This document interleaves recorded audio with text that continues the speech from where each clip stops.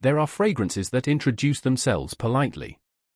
And then there are fragrances that kick the door open, walk into the room, and demand your attention without saying a single word. Carolina Herrera 212 VIP Black Elixir is firmly in the second category. The moment this hits your skin, something shifts.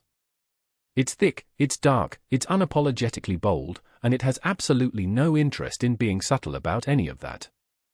£90. 100 milliliters. That's 90 pence per milliliter. For a designer fragrance sitting at that price point, it either needs to punch well above its weight, or it needs to justify every penny with sheer presence and wearability. And here's the thing I want you to stay for, because by the time we get to the dry down on this one, my opinion shifted in a direction I genuinely did not expect. Stick around for that, because it might change how you think about this entire fragrance. Carolina Herrera. Venezuelan-born designer who built an empire on elegance, confidence, and a very specific kind of glamour, the sort that doesn't try too hard but always looks effortless.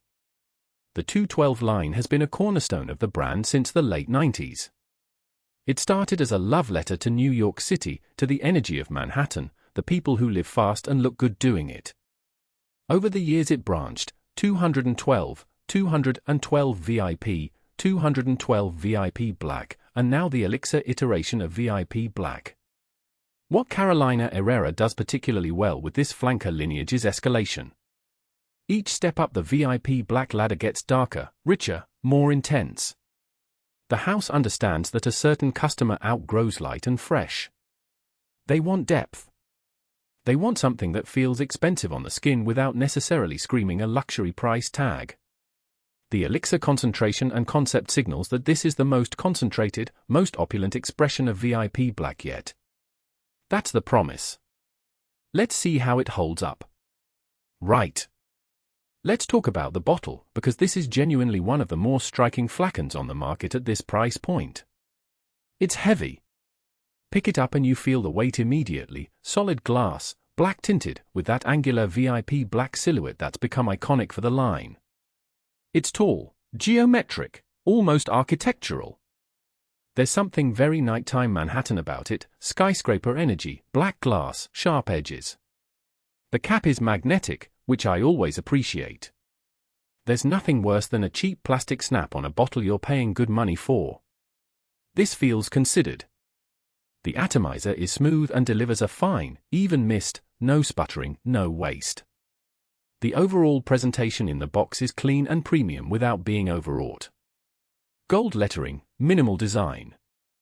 It communicates luxury without screaming it.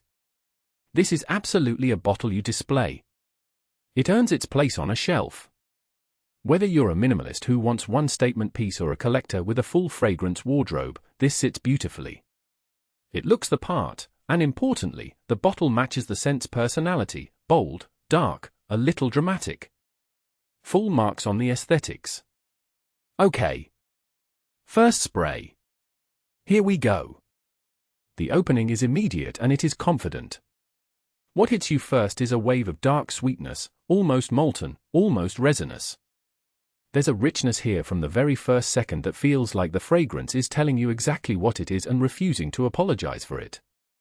It's dense. It's warm. There's a gourmand quality in the opening that lands somewhere between dark rum and sweet woods, almost boozy, almost edible, but never quite crossing the line into sickly. Projection on that opening spray is significant. This is not a skin scent in its early moments. It announces itself. If you're in a room and you apply this, people will notice. That's a feature for some of you. For others, that might be the first warning sign. Because if you're someone who prefers fragrances that hover close to the skin, that stay intimate and personal, this opening phase is going to feel loud to you. But for those of you who want presence, who want people to register you when you walk in, this delivers exactly that. The opening is bold, dark, and genuinely impressive. It doesn't smell cheap. That matters. As we move into the first hour, the fragrance begins to settle and something interesting happens. That initial intensity starts to soften around the edges, not fading, just finding its form. The heart of 212 VIP Black Elixir is where the complexity really begins to reveal itself. There's a warmth here that feels almost tactile. You get deeper sweetness, something close to dark vanilla or a rich tonka quality, layered with what feels like a smooth, almost leather-tinged woody accord. It's sophisticated. It doesn't feel linear. There's a push and pull happening between the sweeter elements and the darker, more resinous base that's starting to emerge. What surprised me in the heart is how wearable it becomes. The opening, as I mentioned, has real presence and can feel slightly overwhelming if you're not ready for it. But as it develops over that first hour, it pulls back just enough to become genuinely seductive rather than merely loud. It finds a groove. A confident, dark, sensual groove that sits beautifully on warm skin. This is the phase where the fragrance earns its elixir title. It feels concentrated. It feels rich. It feels like something that took real effort to formulate, not just a rehash of the original with an extra pump of vanilla.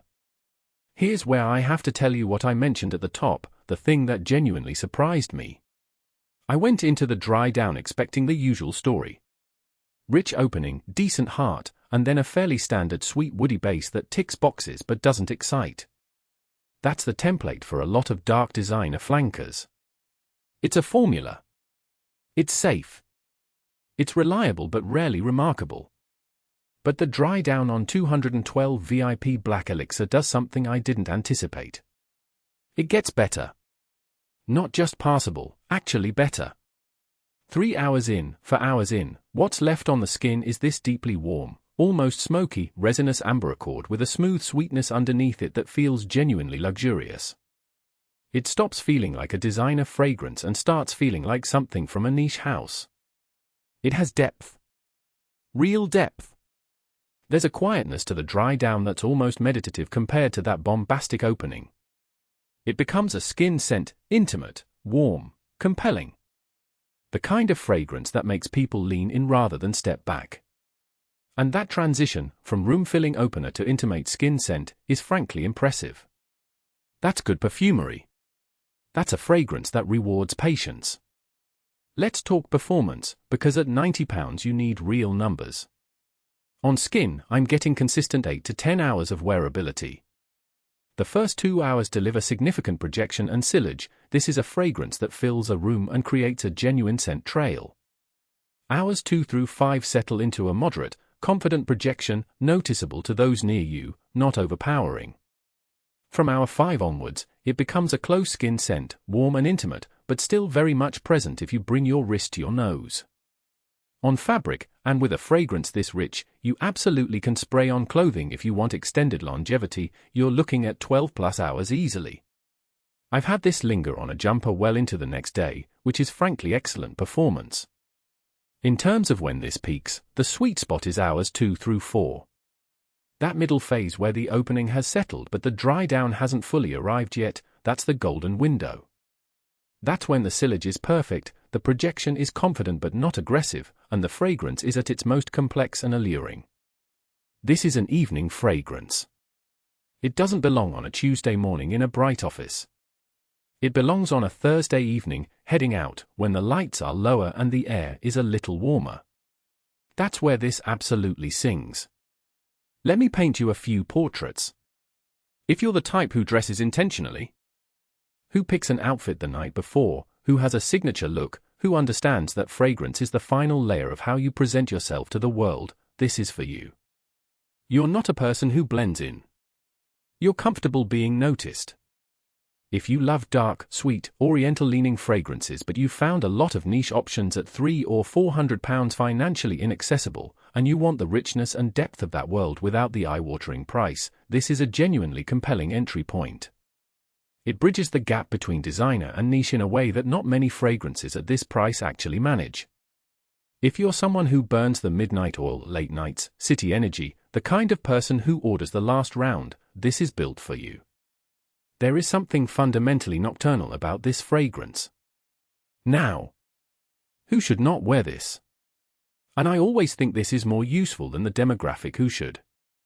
If you prefer fresh, clean, aquatic or citrus-forward fragrances, this will feel suffocating to you.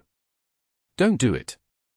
If you work in a confined environment, a small office, an enclosed space, the opening phase specifically is too much. And if you're someone who finds sweet fragrances cloying or headache-inducing, the early stages of Black Elixir will test your patience before it gets to that gorgeous dry down. This is not a fragrance for the faint-hearted. It knows exactly what it is. £90 for 100 millilitres. That's 90 pence per milliliter, as I said at the top. In the designer fragrance world, that is genuinely reasonable for what you're getting here. This is not a budget fragrance inflating its price with marketing. The liquid quality is real. The longevity justifies the spend. The presentation is premium. Are you paying partly for the Carolina Herrera name? Of course you are. That's true of every designer fragrance ever made. But the name isn't doing all the heavy lifting here, the juice genuinely delivers. If you want something that scratches a similar itch at a lower price point, I'd point you toward Paco Rabanne 1 Million Elixir. It shares that dark, rich, resinous sweetness. It's a legitimate alternative if your budget is tighter. But if you can stretch to the Carolina Herrera, the execution here is a step up. My score for 212 VIP Black Elixir is 8.2 out of 10. Points awarded for that outstanding dry down, for genuine longevity, for a bottle that looks the part, and for a fragrance that genuinely exceeds expectations in its later phases. Points held back because the opening, while impressive, can border on aggressive, and this limits occasions and audiences considerably. If you're in the UK and you want to pick this up, head over to p11.com. They stock the full 100 milliliter bottle and it's a genuinely reliable place to buy your fragrances. Link is in the description.